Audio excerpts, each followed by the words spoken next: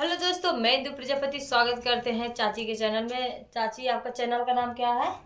मीरा अवधि गीत। मीरा अवधि गीत। आप लोग जाके सर्च करके चाची का चैनल आप लोग जरूर देखिएगा और कमेंट में बताइएगा। एक चाची प्यारा सा गीत जलेबी वाला लेके आई हैं और कैसा लगेगा जरूर बताइएगा।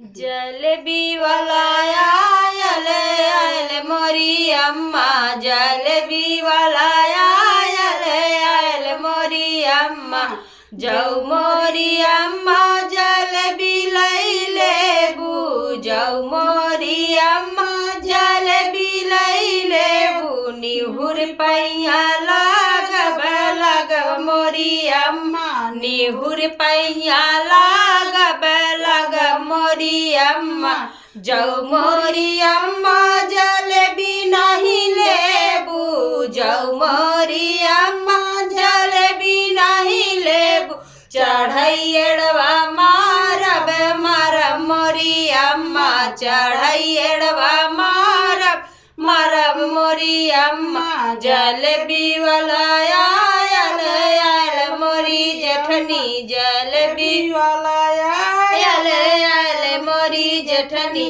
जाऊ मोरी जेठनी जलेबी लई लेबू, जाऊ मोरी जेठनी जलेबी लई लेबू, निहुर पैया लागब लागब मोरी जेठनी, निहुर पैया लागब लागब मोरी जेठनी, जाऊ मोरी जेठनी जलेबी नहीं लेबू, जाऊ मोरी जेठनी जलेबी नहीं लेबू, चढ़ैयड़वा मारब मारब मोरी जेठनी, चढ़ैयड़वा मारब मारब मोरी जेठनी, जलेबी वाला आयल मोरी ननदी, जलेबी वाला आयल मोरी ननदी, जाऊ मोरी ननदी जलेबी लई लेबू, जाऊ मोरी ननदी जलेबी लई लेबू, निहुर